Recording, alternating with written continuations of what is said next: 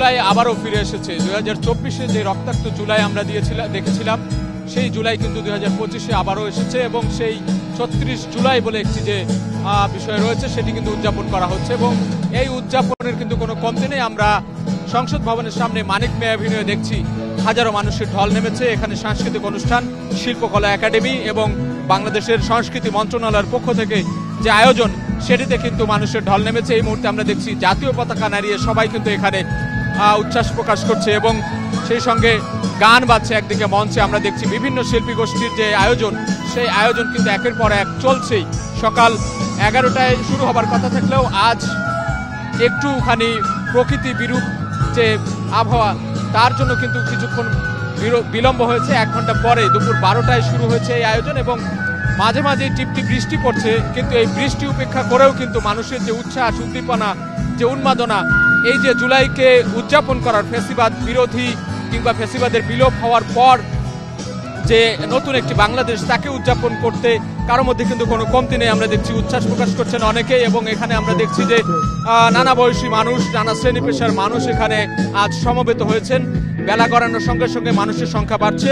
আমরা আশা করছি এখানকার মানুষ যারা আয়োজক রয়েছেন তারাও আশা করছেন যে বিকেল নাগাদ আরও বেশি মানুষ এখানে উপস্থিত হবে এবং আজকে জুলাই ঘোষণাপত্র ঘোষণা দেওয়ার একটি কার্যক্রম রয়েছে, সেটিও বিকেল 5টায় হবে। তবে একটি বিষয় জানিয়ে রাখতে চাই, নিরাপত্তা ব্যবস্থা। এই আয়োজনকে ঘিরে নিরাপত্তা ব্যবস্থা, নিশ্চিত নিরাপত্তা ব্যবস্থা নেওয়া হয়েছে। আমরা দেখেছি সকালের দিকে র্যাবের ডিজি, র্যাবের একটি টহল দল এখানে কিন্তু পরিদর্শন করেছে।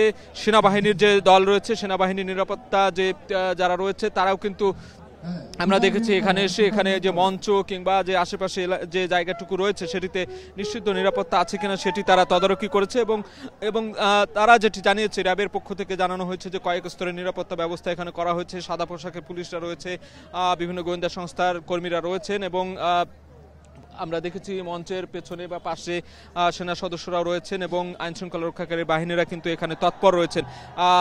কোনো ধরনের আশঙ্কা নেই, কোনো ধরনের শঙ্কা নেই বলে তারা জানিয়েছেন এবং 5 আগস্ট ঘিরে একটি আনন্দ ঘন মুহূর্ত কিন্তু অনেকের মধ্যে আমরা দেখতে পাচ্ছি। কেননা এই 5 আগস্ট, এই জুলাইয়ের যে রক্তাক্ত আন্দোলন, গণ আন্দোলন, হাজারো মানুষের প্রাণের বিনিময়ে যে ফ্যাসিবাদের বিলুপ্ত হয়েছে, ফ্যাসিবাদ দেশ থেকে বিতাড়িত হয়েছে, সেটিকে উদযাপন করার জন্য আজকের যে আয়োজন সেটিতে আমরা দেখছি কোনো ধরনের কমতি নেই এবং উচ্ছ্বাস উদ্দীপনায় কিন্তু মানুষের মধ্যে বিরাজ করছে এবং আমরা ছোট ছোট শিশুদের দেখেছি, তারা তাদের অভিভাবকদের হাত ধরে এসেছেন। অনেক আহত পরিবারের সদস্যরা এসেছেন, অনেক নিহত পরিবারের সদস্যরাও এখানে এসেছেন এবং ঢাকার বাইরে থেকে কিন্তু অনেক জনতা আজকে ঢাকায় ঢুকছেন আমরা জানতে পেরেছি এবং তারা বিকেল নাগাদ হয়তো এখানে যোগ দেবেন এই আয়োজনে এবং এই আয়োজনটি আরও বর্ণিল হয়ে উঠবে। আমরা দেখছি যে বিভিন্ন শিল্পী গোষ্ঠী যারা রয়েছে, সাংস্কৃতিক দল, সাইমুম শিল্পী গোষ্ঠী, কলরব শিল্পী গোষ্ঠী, বিভিন্ন ব্যান্ড দল, তাদের সেই প্রতিবাদী গানগুলো গাইছেন, দেশের গান গাইছেন, বিভিন্ন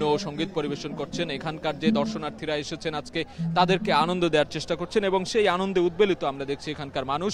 পর্যাপ্ত নিরাপত্তা ব্যবস্থাও রয়েছে।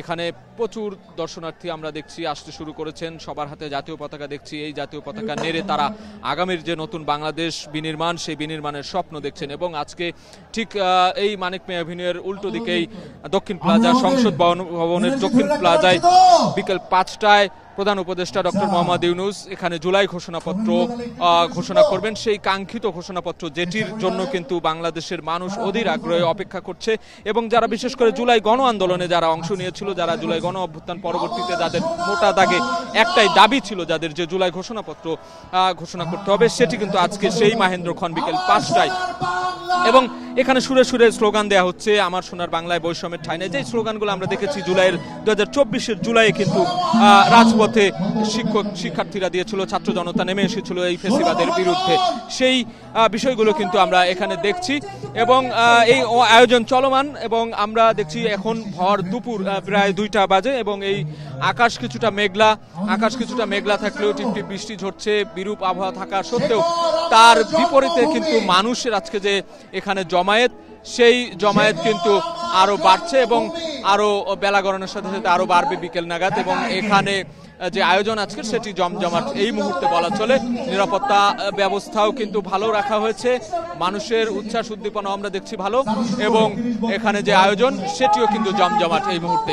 এই ছিল জাতীয় সংসদ ভবনের সামনে মানিক মিয়া এভিনিউ থেকে জুলাই পুনর্জাগরণ যে উদযাপন, সেই উদযাপনের সবশেষ খবর।